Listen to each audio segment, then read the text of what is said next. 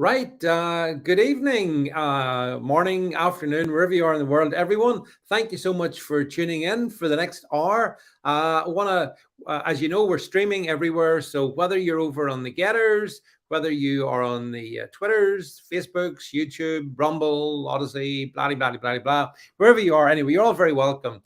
And I just thought before I start into this, I want to thank everybody who came up and spoke with me over the weekend over at when I was in Kegworth at the comedy and political event, and that was really good time. Was had by me and hopefully by you as well. And I know it just shows you it's interesting. There are people who watch all this stuff in real life and they come along to see me in real life. So it was lovely to see you, and thanks again for all your kind words. I mean, I put up a picture on my Twitter earlier. One of the highlights of the weekend. I'll talk to our special guest about this in a moment as well. Was I interviewed Right Said Fred, Richard and Fred Fairbrass on stage. And I saw for an hour long interview, by the way. And I saw a photograph of the three of us. And actually, I'm the missing Fred because I've got exactly the same hairstyle as indeed has our special guest for being in that band. But anyway, great guys, fantastic people and whatnot. Hello, Donny girl, John. Now, what I need to do before we bring our guest on, let me just jump across as I always do into the Getterverse just so I can see the all your comments over there as well. Take that away and a couple of clicks. And just like that, we are, I'm seeing, for being, I can now see everything over there as well. Right, folks. So as I say, yeah, so it's been a busy couple of days. But I'm glad to be back to terra firma, and we have an interesting week of stuff lined up, and next week as well. Lots of stuff in the pipeline. So without further ado, I think one of the big themes that I was chatting about over the weekend was in the light of people's kind of disgust at big pharma, in the light of people's confidence in GPs being completely broken, totally broken, and and yet we still have to concern ourselves with our health. You know, I mean, health is still important to us all. But what do you do? How do you look after yourself in 2023? Well, there's no better guy to be able to talk to you about this than one of our regulars, actually. He's on this platform reasonably frequently, and I'm delighted that this is going to be the first and hopefully not the last time he'll be on with us in 2023. So without further ado, please welcome David McCollum to the stream. Hi, David. Hi, David. Thanks for having me on again. Yeah, so I mean, actually, you and I could be a tribute act to the Right Said Fred because we got the necessary, we are ringers for them. I have a little story to tell you about that when I see you on Friday. Tell me all about it then. Right. So listen. So the story. Oh, hi, Jason, Kim, Donnie, John, all the folks. Thank you very much for being here. David. So as I said at the start of this one, a lot of people are in the same camp. A lot of like ordinary people, not people with your expertise in the background, but a lot of people have gone through a few years and they were all probably normies before this. Hi, Blitzer, by the way, good to see you. They were normies before this. They sort of thought, yeah, we go with the GP, we go with, what the tablet for this, vaccine for that. That was then. Now in 2023, we're going, whoa, no, stay the hell away from us. But we still got to manage our health. And as I said at the start of this, David, we don't want to do it with a needle and we don't want to do it with a tablet. So tell us, what do you think? What would your advice be in terms of how all of us purebloods, can I say that term? Yes. How can us purebloods? How can we take best care of ourselves? I suppose we really have to reflect on what happened in the last couple of years.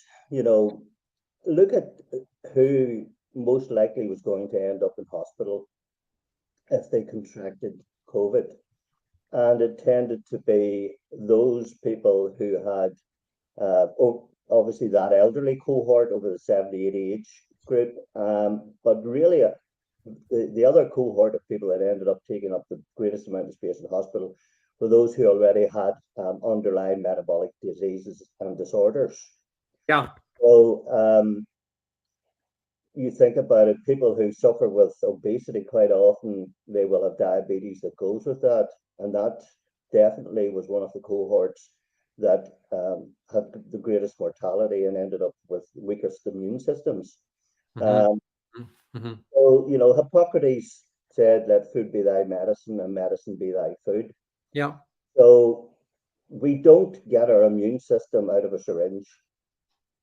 Our immune system depends on our genetics. It depends on how our genetics interact with our environment, with our diet, etc. Just because you have a genetic predisposition to a certain condition doesn't automatically mean that that will manifest.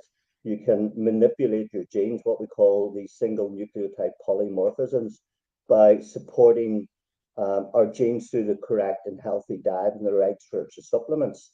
Yeah. So it always begins with what you put into your mouth, you know. Mm. Hippocrates also believed all disease originates in the gut. Now, I wouldn't say all disease, but I would say a good 90% of those people that you see on a regular basis at the GP surgery Mm-hmm. will be there with chronic degenerative diseases caused by two things: chronic subclinical inflammation and by reactions to what we call hyperinsulinemia and insulin resistance. So what does that actually mean? Yeah. Well, the modern diet today does not bear any resemblance to what it was 150 years ago. Your average mid-Victorian, for example, was easily consuming 7 to 10 portions a day of organic fruit and vegetables. Yeah. Fruit and vegetables grown using, manure from animals, not with fertilizers like NPK. The Yeah. average mid-Victorian was consuming high levels of omega-3 rich fish. So all those oily fish were very cheap and abundant back in mid-Victorian times because a lot of the poor people couldn't afford meat. So Yeah. their staple diet would have been based on, the fruits and vegetables in season, which were organically grown. It would have been based on lots of polyphenol rich foods, lots of omega-3 rich fish. They were also very physically active. The average person Yeah. actually burnt, 5 or 6,000 calories a day. So where are we at today, 150 years later? We're sedentary. We we don't consume much in the way of omega-3 fats from oily fish because Mm-hmm. it's particularly hard to get good quality fish these days. And if you live in the UK, a lot of those good oily fish have been taken by the EU as part of their pre-deck before Brexit, and after Brexit, they're still stealing all our oily fish.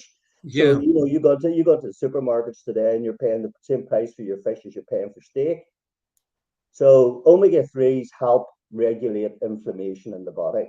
So we need to have a sufficient 2.5 to 3,000 milligrams of omega-3s.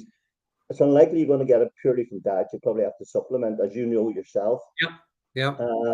And taking the right sorts of fish oils has a big effect on inflammation. Polyphenols, which are special antioxidants that are found in your fruits, vegetables, and spices, there's over 4,000 polyphenols.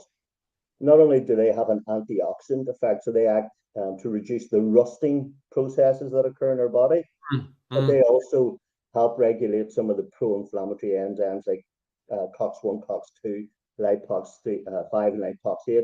They also impact on cytokines. So all of these inflammation markers can be significantly reduced by increasing our intake of fruits and vegetables rich in polyphenols. That also includes things like dark chocolate and early pre-harvest olive oil. Um, it also it's important to get your omega-3s through supplementation. That's a good place to start. But it's also the other things that we consume. So at the beginning of the 20th century, um, they started pushing margarine instead of butter as a cheap alternative to butter. But the problem is that margarines are made from omega-6 fats, which are liquid in their natural state. So that's things like sunflower oil. In order to turn that into a margarine, you have to use a process called hydrogenation or partial hydrogenation. You bubble hydrogen through the oil to stiffen it, convert it to margarine. The problem is our body cannot use margarines. We do not have the right enzymes to fit into the lock and key system on these fats, which we call trans fats. And omega-6s ultimately produce high levels of inflammation. So So we don't have the So omega-6. Omega-3s are anti-inflammatory and they support brain function. So your brain's mainly fat, and your DHA from your omega-3 supports healthy brain function and inflammation in the brain as well. Omega-6 fats, which are your polyunsaturated fats that make your margarines and are found in your buns, biscuits, cakes, breads, and spreads, they create inflammation. So that's one of the things that has a significant effect on your body's immune response. The second thing is we consume so much refined carbohydrates. You know, when someone is eating a potato, a slice of bread, whatever, when it's broken down and digested, it ends up as simple sugars. Now, if you go back thousands and thousands of years ago, when we were hunters and gatherers, the only time that we were able to come across sugar was really in those summer months where we would have eaten in abundance. So we've only got one hormone that works in our body for storage, and that's insulin.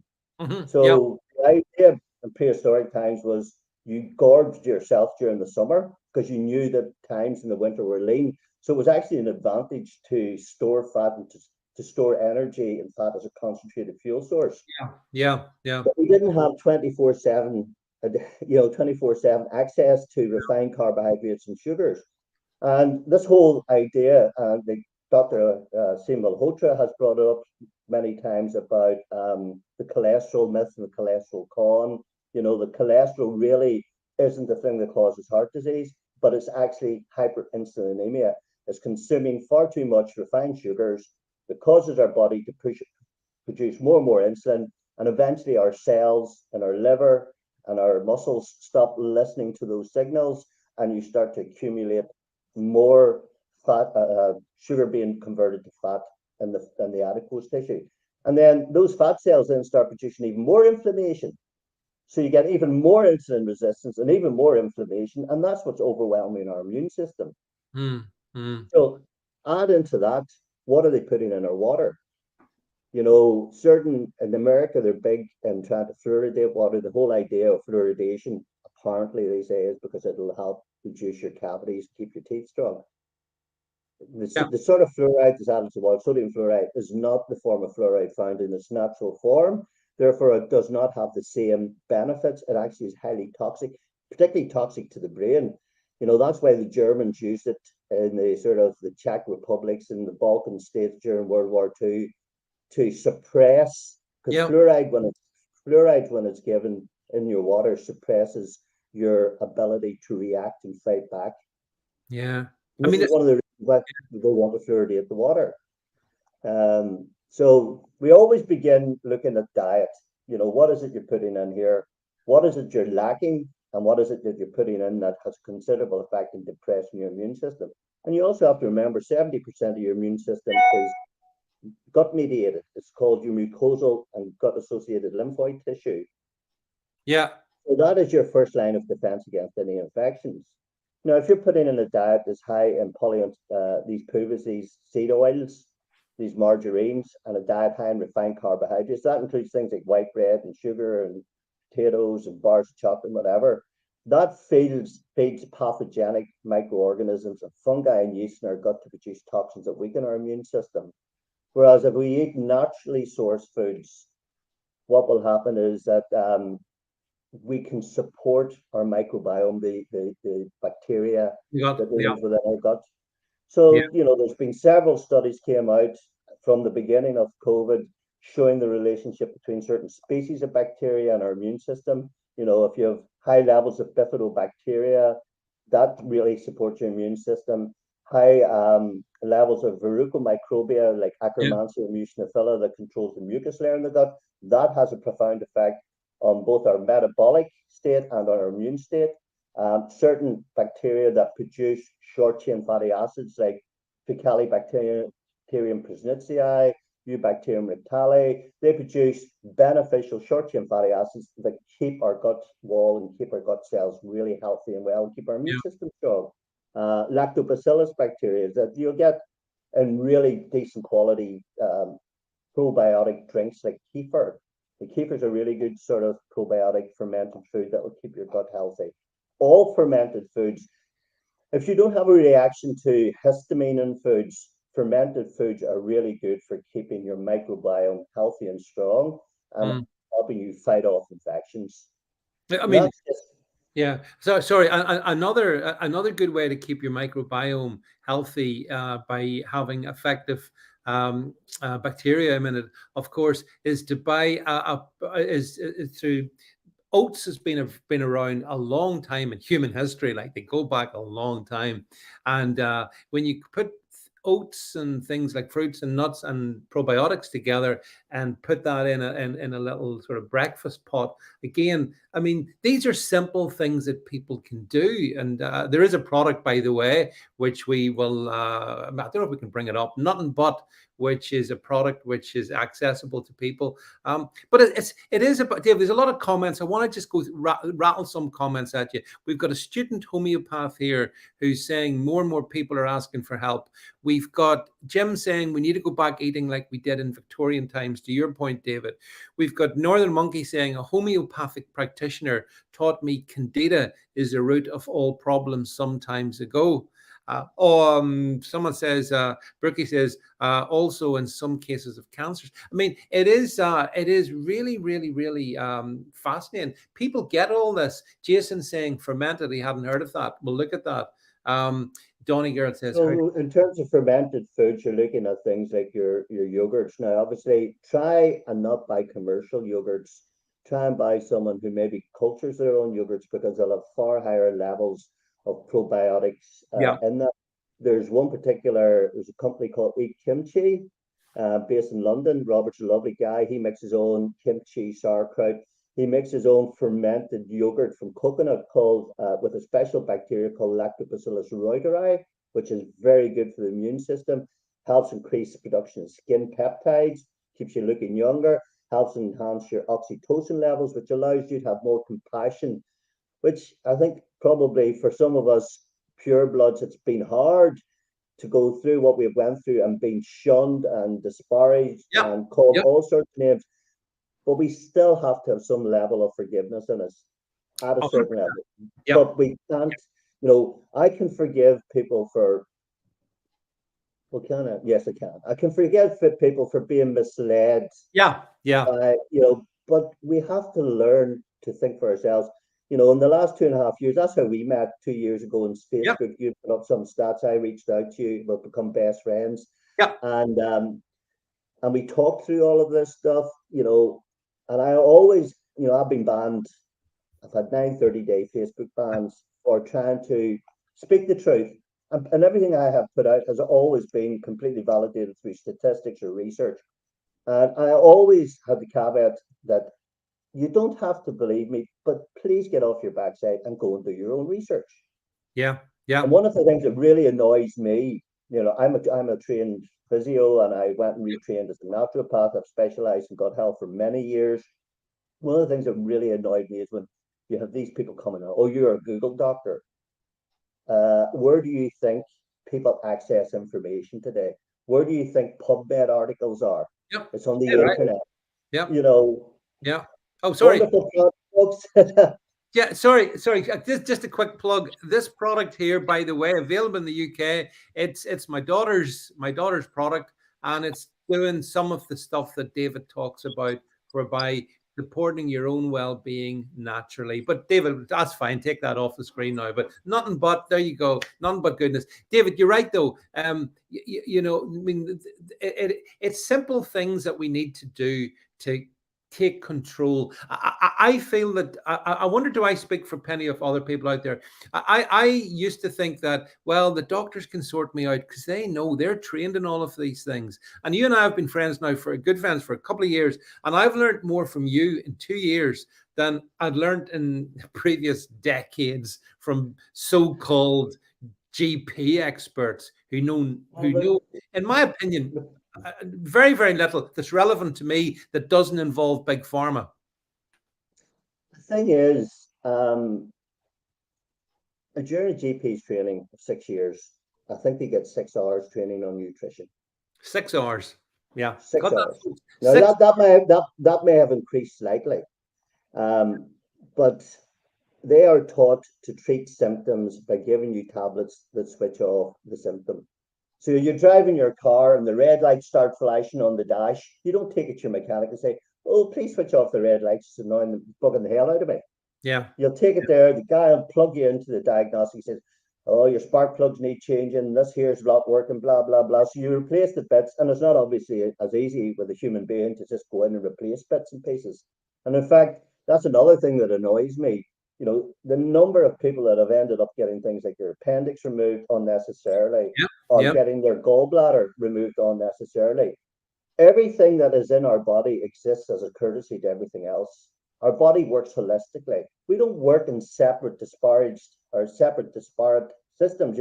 Our nervous system works with our musculoskeletal system, it works with our gastrointestinal system, it works with our endocrine system. Everything works together. And allopathic medicine is set up to look at our body as being made up of distinct systems. And when you eventually get to see, like I was talking to Jed earlier, he was talking about having to go and get his knee checked out that he's been waiting 3 years for. And he'll go along, and it could be another year before he sees, after he sees the consultant before they even do anything, or Yep. 2 years. Yeah. Or, so say someone had heart-like symptoms, they go along to the cardiologist and he can't find out what's causing it. Now, that heart-related symptoms like the palpitations could be coming from something as simple as having electrolyte imbalances or mineral imbalances. One of the side effects of drugs that reduce stomach acid, PPI drugs, is to reduce absorption of minerals like magnesium and calcium. Yeah. And that causes heart arrhythmias. But you go into the doctor, and he probably wouldn't even think of putting the two and two together. No. Like if you go to gastroenterologist and you've got gut-related problems, now bear in mind, 1 out of every 8 people on the planet struggles with a condition or a diagnosis of irritable bowel syndrome, which is just a blanket term for, bloating, cramping, wind, constipation, diarrhea. Now, when you go along to your doctor, what does he do? Well, sometimes you'll get this IBS and it'll cause heartburn. Oh, you must have too much stomach acid, have a PPI drug to block it. Well, once you get over the age of 40, the majority of people who have heartburn symptoms is quite the contrary. They quite often have low stomach acid. And if they have irritable bowel syndrome and they're getting a lot of fermentation in their gut due to a condition called SIBO, where you get intestinal bacterial overgrowth, the more gases that are produced, the more your stomach contents are forced into your esophagus, causing your heartburn symptoms. Your GP wouldn't put those two together. No. The thing that got me as well is the first cohort that, apart from the older generation, the first cohort of people that they foisted these mRNA injections on were the people with cancer and the people with autoimmune diseases. Yeah, that's right. So two massive cohorts of people who are immune compromised, and you're sticking in a genetically modifying, experimental use medicine to go in there to produce a spike protein, and the spike protein will always end up binding on to the weakest parts in your body. That's why in some people they ended up with clotting disorders. Some people ended up with kidney disorders. One thing's pretty common. A lot of them are down-regulated receptor sites in cell called toll-like receptor sites, which control viruses in the body. So suddenly you're seeing all these people getting shingles. Yeah, that's right. And then the next thing, and 2 months later, and they were advertising on TV, 90% of people will get, shingles in their lifetime, blah, blah, blah. And I'm like, hold on a second. I think I've seen 3 cases of shingles in 20-something years. And now it's, as soon as they ran out the mRNA vaccines, you're getting people with Bell's palsies, with shingles, and all these latent viruses waking up. People who were in remission for years with cancers, suddenly they went from being in remission to being in stage 4 in a month. Yeah. Because the toll-like receptor sites are down-regulated, the tumor necrosis factors, the interferon, all depressed. There's CD4, CD8 killer cells, all depressed. And suddenly, nothing to contain the cancer anymore. And the cancer just goes rampant and rife.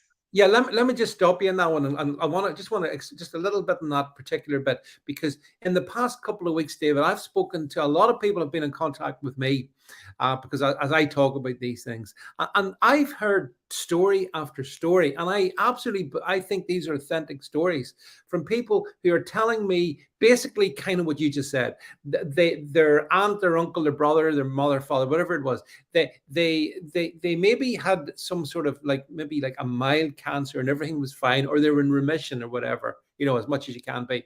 And then all of a sudden, boom, 3 or 4, 6 weeks gone, absolutely gone. And I've heard a lot of these stories, and I don't think I'm the only person that's getting this, because we keep hearing, David, we've told you and I have talked about the turbo cancers, but that kind of speaks to the point you've just made in terms of how these experimental gene therapies impact on our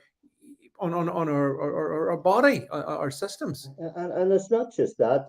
We talk as a naturopath, we talk about your xenobiotic load. Hmm. Okay, xeno means foreign. Okay, Yeah. so what loads? Our detoxification mechanisms in our body were designed to work in a different way in a different time.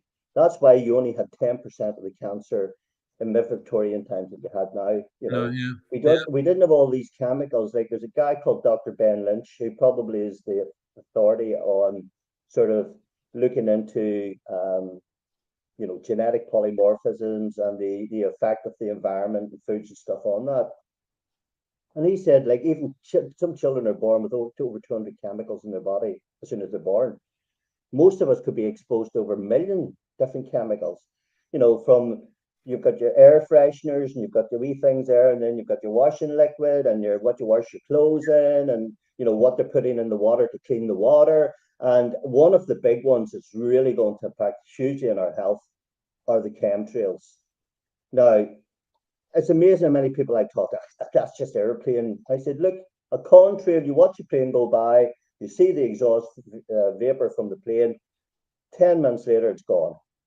You look up the clear blue sky, like my friend Eddie put up a picture this morning, 20 chemtrails on the air above his house. And he went in flight radar, and there was no flights. So who was doing it? So, Yeah. they're going around and they are seeding our environment. Goodness knows what bacterial toxins, heavy metals, toxic metals, whatever it is they're putting in. I know over the last 2 years, there was several months during the summer where so many people were reaching out to me who were having hay fever symptoms, who never had hay fever before. Now, it Yeah. wasn't just because there was more pollen about, Yeah. although, I know they were letting grasses and stuff grow a bit longer, but I think it was what they were spraying up here. Mm. And that's what, so what we're getting spread on our food, one of the most obvious things is glyphosate, which is the key chemical Yeah. in Yeah. Roundup. Yeah. And Scandal. it is Yeah. spread on all, those arable plants, Oh wheat, yeah. Yeah. all those grains.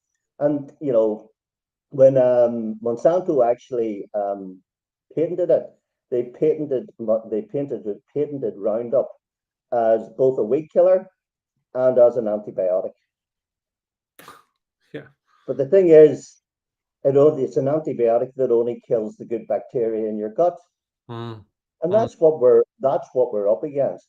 Mm. So so if people are buying their fruits and vegetables, and it's not quite so easy here, but ideally you want to be buying organic. But I think in the UK, organic is just a term that adds a 20% value to the price that you're paying.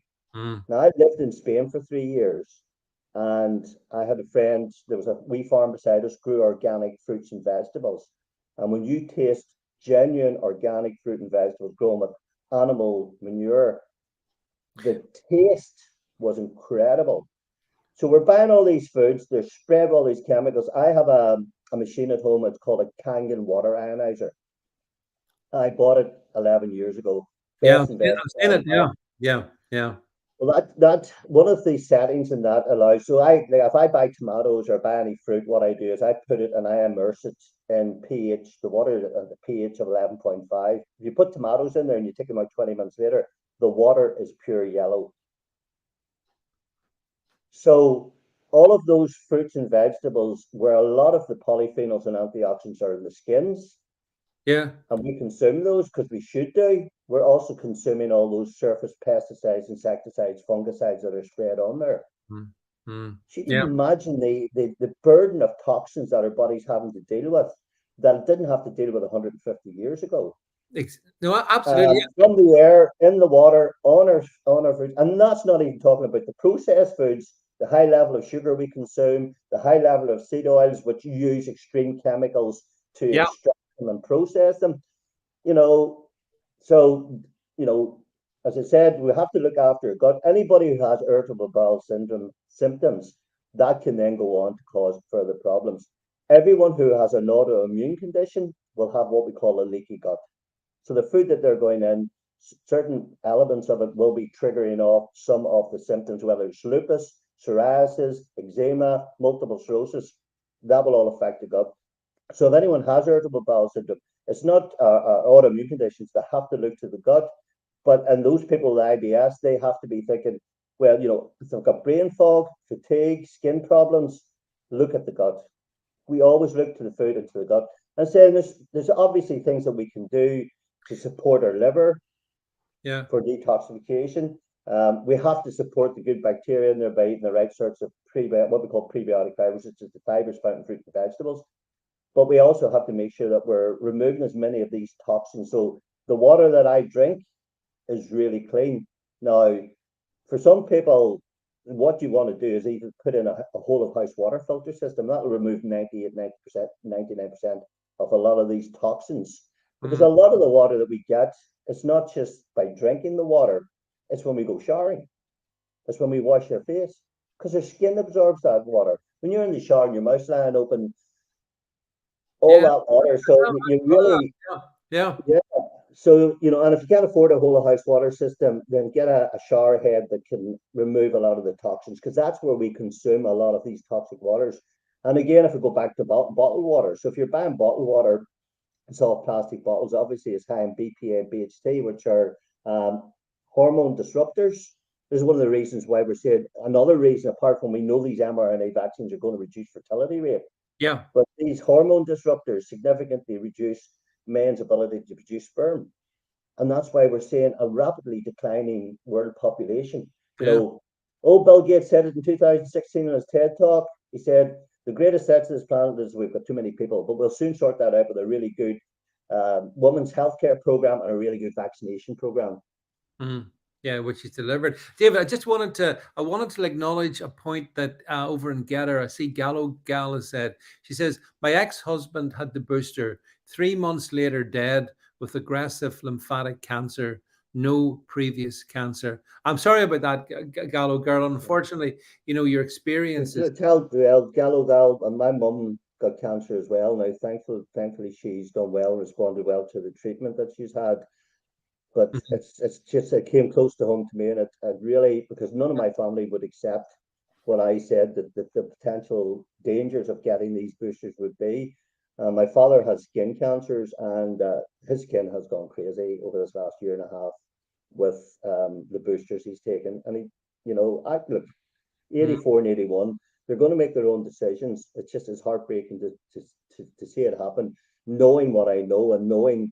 Yeah, coincidence doesn't equal causality, but when there's that many elephants in the room and there's people dropping like flies, Yeah. little estate in our village, and I live in a small village. We were driving up through the village there. There was somebody who was buried at the church and was going up to the top of the village. There's a wee housing estate with about 40 houses in. That's the fourth wake I've seen in 6 months. Yeah. Yeah. Yeah. Well, And this this is is a small village. Yeah, but see, David, this is a global thing that we're experiencing, and I can see our friend Republican Rocker over in the States there saying, that my trust with physicians has been shattered, and that's that. Straight talking says, these are just different ordinary people. I don't trust. This is another guy. I don't trust the doctor or anyone from the NHS anymore, and this was reinforced to me over the weekend. I met hundreds of people, and they are all absolutely wanting to take control of their health, but they're not going to do it the way that they've been told to do it. They're moving away essentially, from the Rothschild model. It's just not what they want, and that's the curious plus of the COVID tyranny, which you and I say we met during it, we fought our way through it, but one of the pluses about it is, I think, David, there's loads and millions of people probably, and certainly lots of people on this stream who will listen and watch this and hear this, who are looking to people like you for advice and guidance, and this is which I think is great, because in a way we're going back to first principles. Big pharma will not have a pill for every ill. What is it they say? A customer cured is a patient cured is a customer lost. Yes, customer lost. So so this is where I think the area, David, that you've specialized in, and that you and I chat about so much, I actually do think it is fundamentally crucial for the future. Now, it mightn't be 100% of society go with it, but more fool them that don't, because have they not learned anything over the past couple of years? Lots of comments I say about the chemtrails, by the way. Wendy Graham, I see your comments there. You counted 17 chemtrails last Thursday morning. I see Jason also. So yeah, so David, I mean, we're amongst our people here. They see it, they see the world as we do. So, in America, the FDA is trying to clamp down on people's ability to procure natural vitamins, minerals, and certain herbs, because they know they work without side effects. If you look at the last 20 years, the number of people who might die as an adverse reaction to a vitamin, 20, 30 people. Now, by comparison, the third leading cause of death in America prior to the COVID mRNA vaccines was either medical malfeasance or side effects to correctly prescribed drugs, or people taking drugs that shouldn't have been prescribed for them. Yeah. 200,000 people a year in America, roughly. Now, can we even trust those statistics? Because I don't think we can. Because, over the last 30, 40 years in America, you have the VAR system, the Vaccine Adverse Event Recording System, which between 2006, 2009, Harvard was able to show was only recording 1% of adverse events. And that was to the standard vaccines before. And they already know that the number of deaths and the number of adverse events has been greater in the last year and a half than all the previous years combined. And even if we're generous to them and we say, okay, let's say it isn't recording 1%, let's say it's recording 10%, well, you're talking well over 300,000 deaths and probably over 10 million side effects. The ONS have just admitted that their way of counting COVID deaths was wrong. So we can't even trust any of the statistics we're given. And yet, that's the challenge we have. When you go to your doctors and you present evidence to them, and they disparage the evidence, well, rightly so, because the evidence is heavily laden towards their narrative to overcount the number of COVID deaths and to under-record the number of people who died from the side effects of the vaccines and whatever, and whatever goes with it. But I suppose one of the things we really need to talk about is to say, ideally, it all starts by looking at the way you live. So look at the water you're drinking, look at the food you're eating. Now, I have a sweet tooth, so yeah, occasionally I'll have my milk chocolate. I like my alcohol, so the weekend I'll drink my alcohol. But the rest of the time, I eat really healthy and I supplement really well. Now, not everyone would want to spend the amount of money I spent in supplements. It has worked for me for the last, and my fiance for the last 2.5, 3 years. We did not get sick at all. So there must be something in it that's working.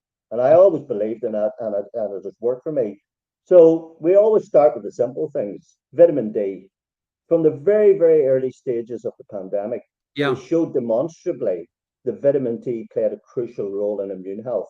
And people who have very high levels of body fat, because it's a fat-soluble vitamin, they end up storing the vitamin D in their fat cells, but it doesn't get to the rest of the cells in the body. That's one of the reasons why their immune system gets compromised.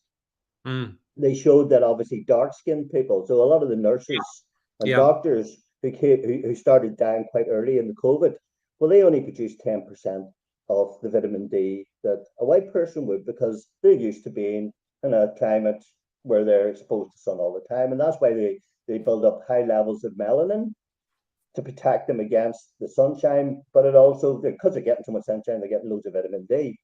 Um, uh, what do you call the guy who led the Brexit? Davis, the guy who led the Brexit talks, then he left the government. He Oh, actually created, yeah. David Davis, is it? No, Is it no, David Davis?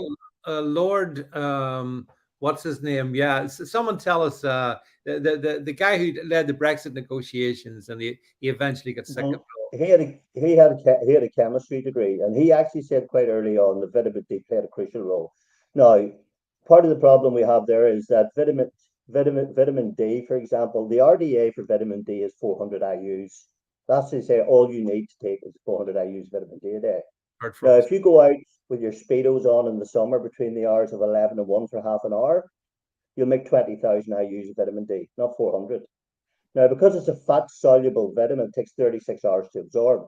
So if you come back in and you go into the shower, put on the shower gel full of toxins, Yeah. it's a emulsifier, it washes off all your vitamin D. So all the vitamin D that you made, you've lost because you've washed it off with your soaps.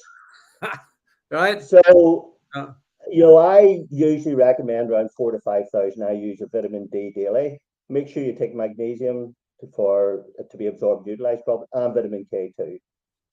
Zinc. So 30% of the world's population has zinc deficiency. And one of the signs of zinc deficiency is you lose your sense of smell and taste. But zinc plays a crucial role in blocking, yeah. yeah, Yeah. zinc plays a crucial role in blocking your ACE2 receptor sites where the spike proteins are binding on. So that's why zinc's really important for your immune health and obviously for skin health and Mm, other processes that mm. occur in the liver. Um, Taking things, we knew that they repurposed certain drugs which were highly effective against the COVID. And again, that was brushed aside as being false science, even though there's 100 papers on ivermectin. I think over 250 papers now, many of which are peer reviewed, showing that hydroxychloroquine could have reduced mortality, morbidity by 80%.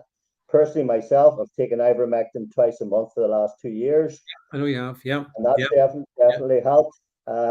I take my omega 3s.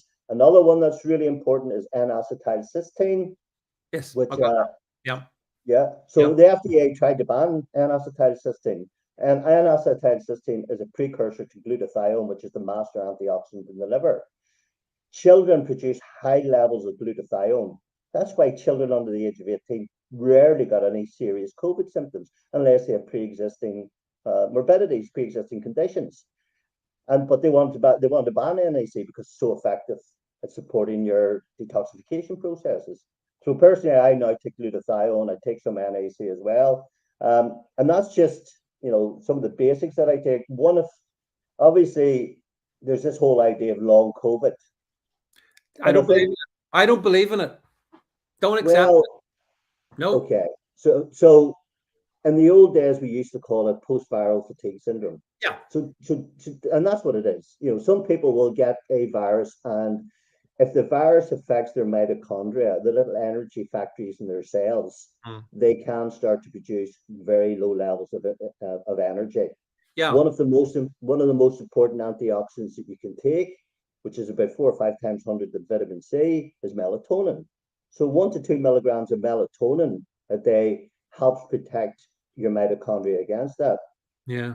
So, and it's the inflammation as well. So again, it comes back to using things like curcumin, which is polyphenol from turmeric, using your fish oils to reduce inflammation. So some people will have post-viral fatigue syndrome. A lot of the side effects in terms of energy from the mRNA vaccines is from the same idea that it affects the mitochondria. And there's a lot of mitochondrial support nutrients. You've got PQQ, pyroquinone, I think it is. There's coenzyme Q10, alpha lipoic acid, carnitine, B vitamin complex, Yeah. magnesium, zinc, copper. These all play an important role in generating energy within our cells.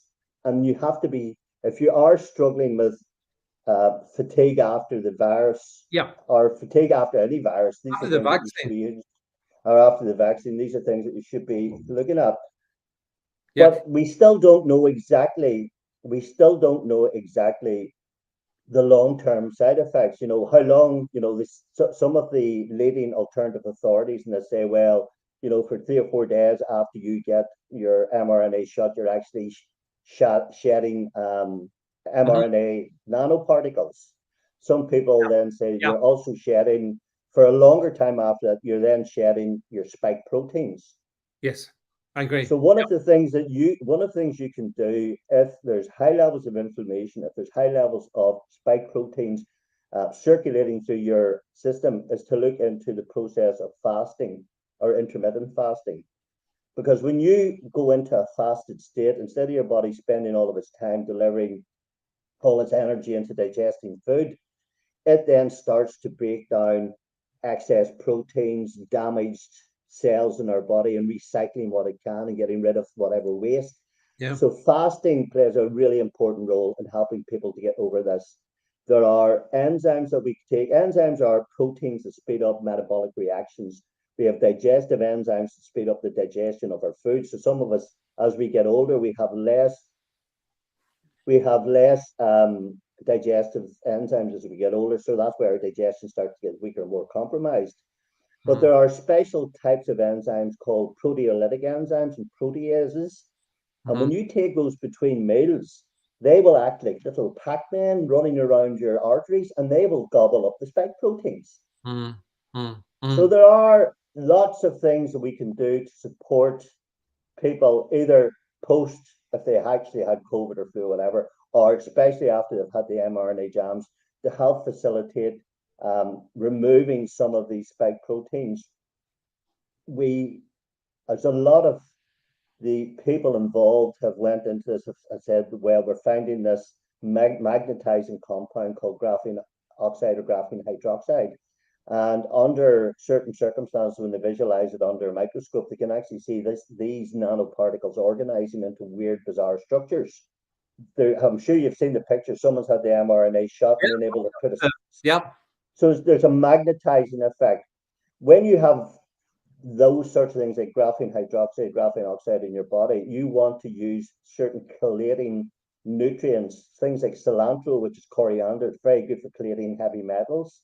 You have the likes of fulvic acid and humic acid, which are negatively charged, and they act like antioxidants, but they will neutralize a lot of these magnetized substances as well. You have that.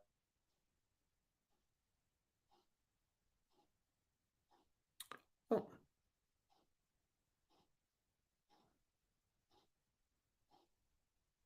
don't know what's happened there. Temporary technical problems.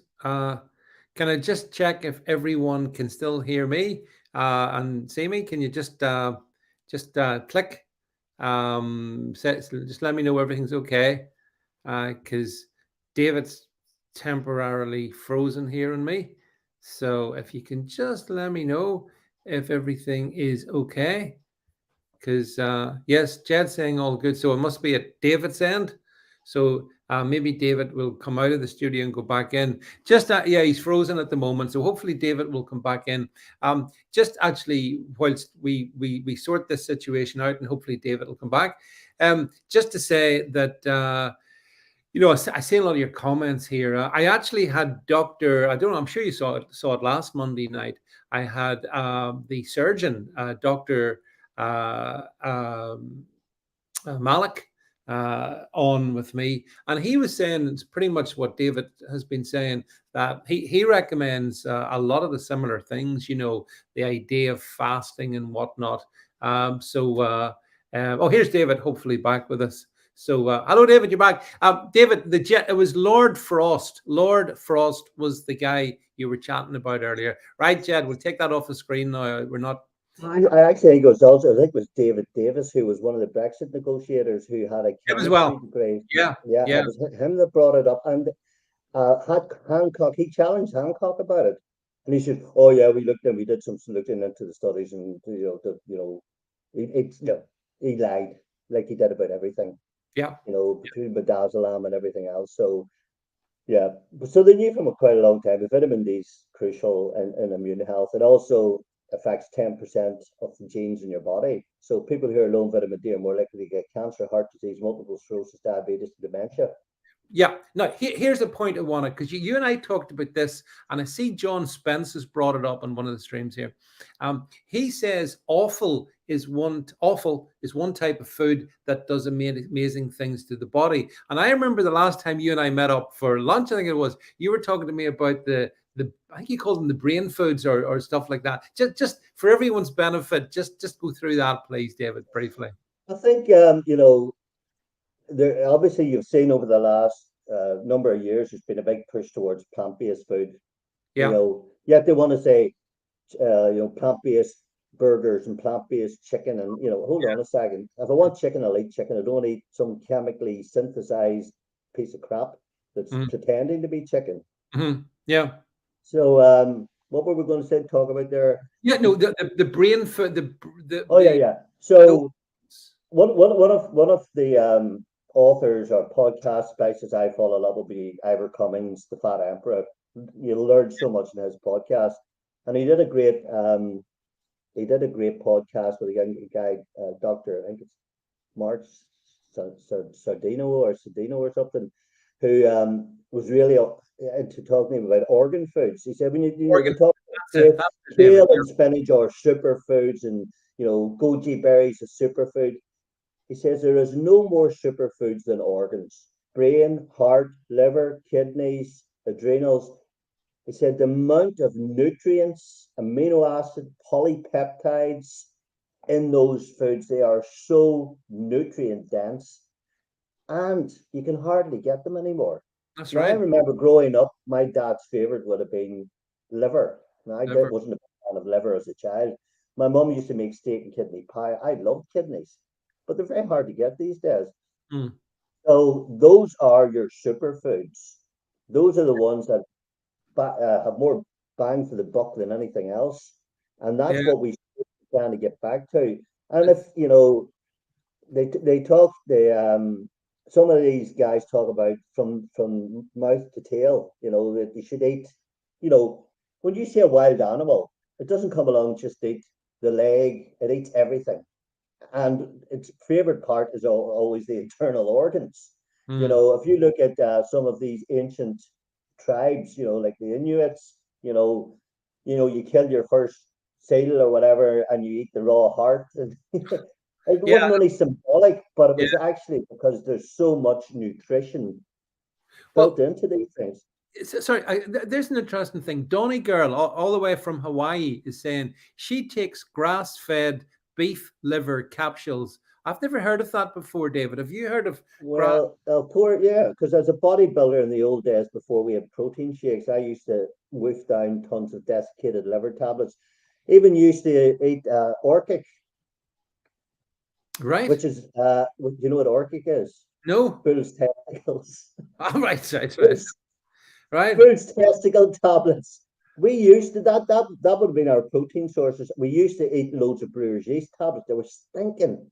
Now, there's a company based in New Zealand that Ivor Cummings has worked with, and they actually do a special, I can't remember the name of the company. They do like a special organ supplement, which is and because it's all made from grass-fed New Zealand sheep, it's all organic, and it's really nutrient dense. And Ivor would be a big proponent of that. And obviously, I suppose in the Irish culture, we would have eaten black pudding and white pudding. Yeah, we did. And in Scotland, they would have eaten the haggis. Certainly, I don't think I could sit down and eat some of things like tripe. Just the look of it puts me off. Even if it tasted nice, I don't think I could eat it. Yeah, I could probably try liver again. I could probably try a heart, and I could probably do kidneys again. I'm not sure. I'm sure. Ask old Hannibal Lecter. I'm sure a bit of brain does no harm. Well, I say our friend Dawn here says that she got those supplements were from New Zealand, David, as you rightly point out, ancestral supplements. I mean, this is the thing, though. You said it to me before, how things have changed from the Victorian times to now. and not really for the better. It may be more convenient. I've got to tell you that, I mean, this was just something that happened to me last night on my flight back home from Birmingham to Belfast. I got on the sort of the jet, and obviously I was on my own. So this woman and her three kids comes on. She gets on the bloody plane, sits beside me, and what does she have? A Burger King double Whopper burger. And I'm looking at it, the smell was disgusting. B, I'm looking at that synthesized meat, and I'm thinking that, I mean, it's not her fault, but that's something, it sums up all that's wrong. Wrong diet, wrong food, everything, as you say, you're putting in here determines everything about you. And yet I think I think there's a lot of people do that, David. Like, burger, Yeah, McDonald's did very well during the lockdown. well, I just get frustrated. You see the queues lining up at the McDonald's, and I'm thinking, why would you want to go and buy that crap? It tastes of nothing. It's not fit to put on sole your shoes with the meats that can. Sure, look at what do you call him? The chef who went and he looked into what they were doing to McDonald's food, Jamie Oliver. And Mm, like he showed up all the rubbish that was it. What about the guy who at McDonald's supersized me for 30 days and it nearly ended up with liver cancer? that's right. Yeah. I You mean, know, yeah. the old saying you are what you eat. Mm, It's it's mm, it's, it's pretty much true. yeah. It's a matter of your genetics. It's a matter of your dietary intake. It's a matter of the load of toxins that your body's exposed to. Mm, mm, And we all have to start thinking more and more about, even when we're brushing our teeth. I've actually just recently started buying fluoride-free toothpaste. yeah. So just thought I want to try and reduce as many of these things that I know that I can reduce in terms of toxicity in my body. Yeah. Um, just well, so that it'll allow me on a Saturday night to sit down and drink a bottle. Yeah. But I definitely think. I mean, I see all this. So many comments coming in here. Biotech Babe says, "Yeah, fast food is so bad for you." Yep, but that's why they promoted it during the COVID scam. I'm afraid it was promoted. Jason O'Brien says he gets fluoride-free toothpaste. Iber says, "Start growing food, people, as the food chain will be polluted." Yeah, 100%. Yeah, agree with that. In fact, actually, FYI, I just understand. I was told the other day that the new season seed potatoes are now in. So if people want to go out and do all that, I think again this has been a good side effect But, of it. but Yeah, remember, if you eat too many eggs, it'll kill you. yeah, eggs are lethal apparently. Yeah. Eggs are lethal That's, for you. Yeah. yeah, I eat 3 or 4 every day. Every day. Have Yeah. done for years. I love eggs. I love Mm. them. I've always loved eggs. But again, it's just another attack. I mean, it's like Republican Rocker says, we exist in a chemical war filled with modern reality. You're dead right. We are. We've been taken away from the healthy stuff David talks about, and too many people, like lambs to the slaughter, are eating all this bad junk food. And Did you see another farm in a chicken or a hen, chicken laying or egg yeah, laying farm over at one of the biggest ones. hundreds? Yeah, burnt down mysteriously, a bit like How, died how, suddenly. how many how many of these food plants have mysteriously all went up in flames, or planes have flown into them, or trains have driven into them, or Yeah, lorries have driven into them? yeah, Again, it's coincidence versus causality. While good old immunologist and food nutrition specialist Bill Gates tells us eggs are bad for us because yeah, of cholesterol. yeah, The biggest con ever, the cholesterol con. They made a fortune out of drugs to do it. This idea that cholesterol in your diet puts your cholesterol up. Your liver makes 7 times more cholesterol than all the cholesterol you will get from the food you eat. What will drive your cholesterol up to high levels is a diet rich in processed sugars and a diet rich in seed oils and margarines. That pushes your cholesterol levels up, not the other way about. and I, So eat your eggs and enjoy. Try and get them organic. Go to your local farmer and yeah, where he's that's got the hip and run about. That's what I was going to say. One of the best things we're starting to do, I think, is, as you said it much earlier on, if we can go to the local farmers and such like, and get the products direct from them before they even go near the big supermarket chains and stuff, you're getting the product. You're getting the better product. You're getting, a fresher product, a healthier product, and you're supporting your own local economy. So I think again, And that's most of the local farmers who are doing like organic, they yeah. see it for what it is. They know what chemicals are spread. Like if you have cattle grazing on grass, the Mm, amount of omega-3s that they have in is far in excess of what you'll find in farmed salmon. When they bring those cattle into the winter to fatten them up, and they swap them over to these meals to fatten them up, it goes mm, from an omega-3 rich food source to a food source that's high in omega-6. So suddenly your cattle become pro-inflammatory, yeah, and this yeah, is what causes some of the issues supposedly with bowel cancer and whatever. yeah. Although there's a lot of dubious science behind that. It's Mm, interesting, the Rothschilds, the Rockefellers, the people, Blackstone and Vanguard, that own everything. They own the food industry that makes us sick. They own the pharma industry that gives you the cure, to the and sickness. they have so much business because in the food industry, you go in, you can buy 24 packs of 24 tins of Coca-Cola for a fiver. You can buy 24 packets of crisps for £3. But if you go and try and buy an apple, it's nearly a quid for a bloody apple. Yeah, yeah. Biotech Yeah. Babe says, I've got a great water filtration system, Alexa pure water, no chlorine, no fluoride. I get fresh eggs from friends' chickens, beautiful yolks. Some great comments here. I see, actually, I saw, who was it said this here just there a minute ago? Yeah, Kim, our friend Kim Erswell says, there was, in that fire, 100,000 chickens were burnt alive. Like, these people are cruel monsters because I mean, I think that's appalling. I mean, but then of course these are the same people who gave us avian flu. Oh yeah, avian flu, every bit as plausible as COVID-19. We'll not get into that now, but yeah, they want to basically, David, destroy the healthy sources of nutrition we can get, so they can serve us all this just crap. That's what they want to do. Yeah, and it even, but the ironic thing, this whole idea of these plant-based diets, it all goes back to 200 years ago, to the Seventh Day Adventists. You Hmm. see, the Seventh Day Adventists didn't want men eating meat because they thought it made them too horny and would want to go and masturbate. Right, right. And guess who was the Seventh Day Adventist? Kellogg, who set up Kellogg's Oh, he was. corn That's food. right. Yeah, yeah.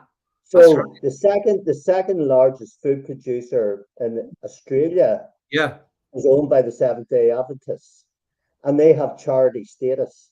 And all the profits they take, they recycle that to go into the universities and brainwash the kids in universities to think that a plant-based diet that's high in carbohydrate, which we know causes hyperinsulinemia and inflammation, is the way to go. They are the ones that are behind, or part of the ones that is behind promoting. You go into Tesco's now and you've got a section now with plant-based bacon and plant-based sausages and yeah. plant-based chicken. And you're like, and you look at it, and there was one I remember going and one somebody put up a picture of this one. It was some sort of plant-based sausage, and it looked like a shriveled up penis. Yeah, Hmm.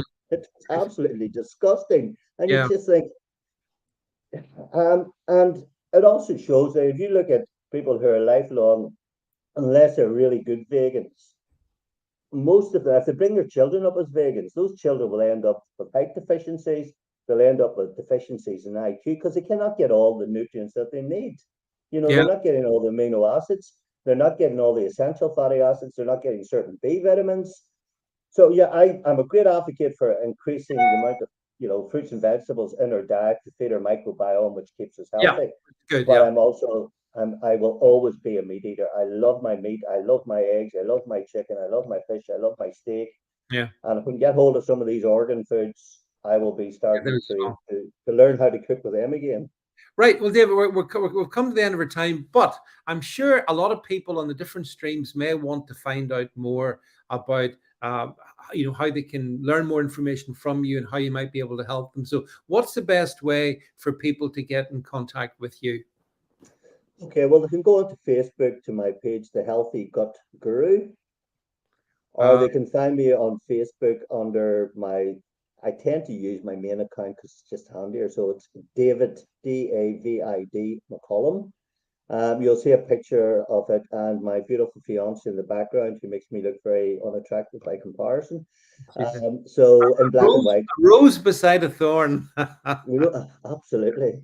Well, you know how quickly I can get, Oh, I do. David. Don't I know it? Don't I know it? Yeah. So look, folks. I mean, David, and I've told him this. I have been consistent. I've told him that I think it's David and people like David that represent the best way that all of us can individually try to manage our health better and lead just good lives. And clearly from the comments here, a lot of you folks are already going down that road or have gone down it, and others are like myself are on a journey down that road. But I don't think you can go better than listening to David. So I want to, David, thank you very much for taking the time to spend it with us. And certainly as I go through 2023, I think this issue that we've just talked about is a crucial one. And I'd like you to come back and discuss some maybe other aspects. Final thing, just before we go, this is an outrageous plug, but hey, it's my channel. I can plug. If I want to plug myself, I will. Just to bring up on the new shop that we've got, on our shop, for the fashionable person, you can get all your davidvance.net, your I will not submit, I will not comply, all the stuff. It's all available. Look at all this in the black and white options, all kinds of stuff over there. And you can get your mug, you get your water bottle for all your healthy dechlorinated with chlorinated water. Oh, even some for the kids. So look, it's all over there. Yes, I am on Rumble as well, by the way, guys. So you can get the stream over there. Look, that's enough. That's enough shameless plugging. I wonder, I don't know if can we bring up David's, before I go, it'd be nice if we could bring up David's Facebook page, just so David, if we can just give Jed a second to see if he can get that or not. If he can't, well, okay. I'm sure we can, if he's able to do it, I can usually see what he's doing here. But yeah, David, I do think this is going to be a theme for 2023. We've kind of moved on. I think they've basically bust themselves over COVID. I think it's done, or monkeypox was the last desperate throw, and we laughed at that, and we're laughing at them now. So, but not. Well, the thing is, David, they knew from the beginning that there's a few things go on. There's post-vaccine viral interference. You know that when you put in certain vaccines, it's going to cause an exacerbated or accentuated cytokine storm. Thank you very much, Ed. So there you go. There you go. Visit. That's on Facebook, folks. So that's where you find David, and you can make contact directly with David if there's any issues. I'm sure, David, people want to raise, and you may be able to help them. Then this is the place to go. And you can lots of information. David, I have to say, the last couple of years, as I say, no bull. I've learned more from you than I have from speaking to the so-called experts over a lifetime. And I'm sure, other people will find you to be a great source of inspiration. I appreciate that. It's lovely to help people, and it's lovely to educate people. I think that's my motto has always been prevention before intervention. So, stay healthy so that you don't get sick. That's the key. The last place you want to end up at the moment is in hospital. And 100%. especially now, say you do end up in trouble going into hospital with trauma, what's going to happen to you if you need a blood transfusion? Oh, listen, we had a big discussion about that the other night. We'll maybe save that one for another time, or maybe we'll save that really scares me. And I think maybe a number of us should start getting together to set up our own individualized blood bank for pure bloods. Yeah, well, because I think that that for me is one of the most worrying things. If you end up, they get you that way. You've gone through the last couple of years, refused all their jabs, stayed pure, and then, as you say, a traumatic car accident, something like that, go into hospital.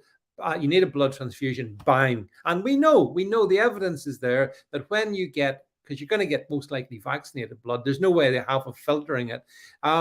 then does that mean that you've done it all for nothing? So, but as for another stream, not for now. We can further discuss this, David, when we meet for lunch on Friday. So looking forward to that. But again, big thanks to you, David, for taking the time. Thank you, everybody, on the different streams. I see you all. I think we had a bit of a hiccup at the beginning with Getter, but that seemed to come right. So thanks again on the Getters, the Twitters, the YouTubes, all the rest of it. Thanks for being here. And I shall return. I think we're going to be doing a live stream tomorrow night, actually, with Alana Mercer, by the way. So look out for that one. And then Jed and I'll be back on Wednesday. And also, we've now started doing the Twitter Spaces. So there's so much conversations to go on, David, so much stuff that we're putting out there as best we can. Jason O'Brien says, final comment, hospitals are dangerous. Amen, brother. And that's 100% behind you in that one there. Right, we'll have to wrap it. Thanks, everybody. That's it from us, from David and the two Davids. Good night. Good night.